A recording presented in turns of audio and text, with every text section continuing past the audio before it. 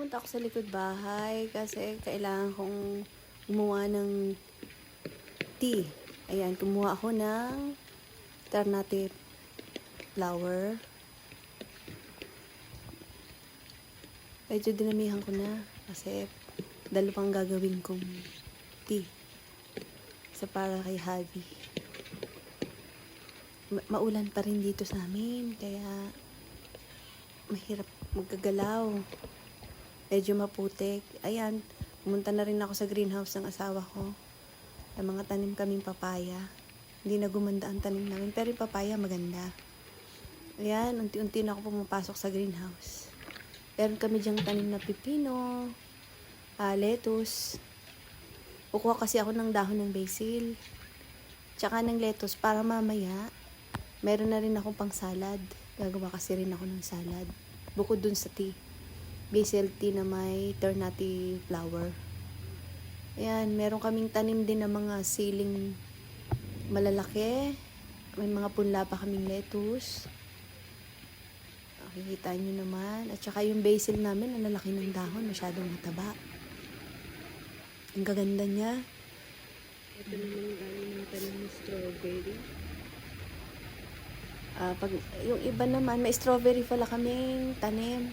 Dumami na siya. Dati ano lang yan, isang puno lang yan. Tapos yung aking pipino, hindi pa siya namumunga.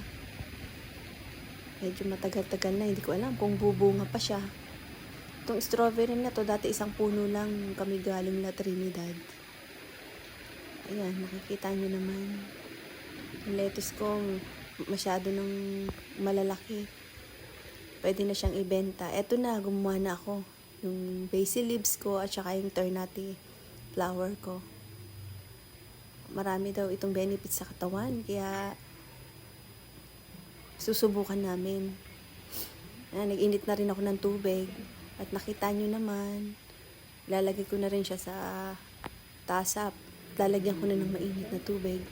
Para mamaya-maya, pag lumamig na siya, iinumin na namin. Ayan.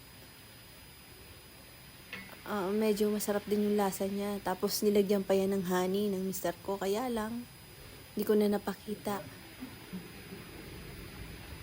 Tapos nagkulay blue rin yung tubig niya kasi nga gawa ng flower.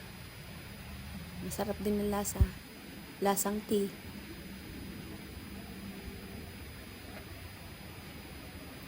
Yan, hanggang dito na lang ulit. Sa susunod, na vlog ulit. Maraming salamat sa panonood ninyo.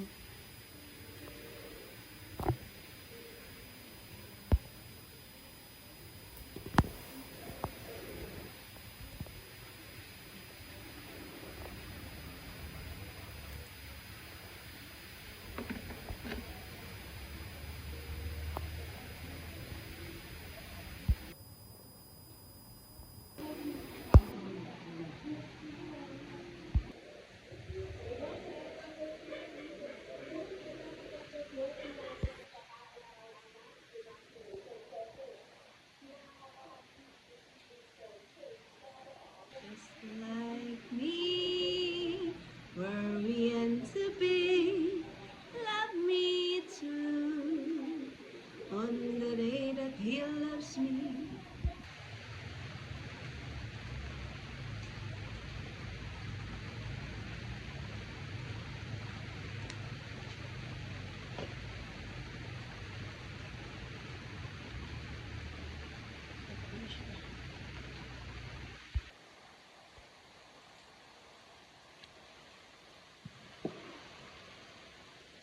Ingat ito guys.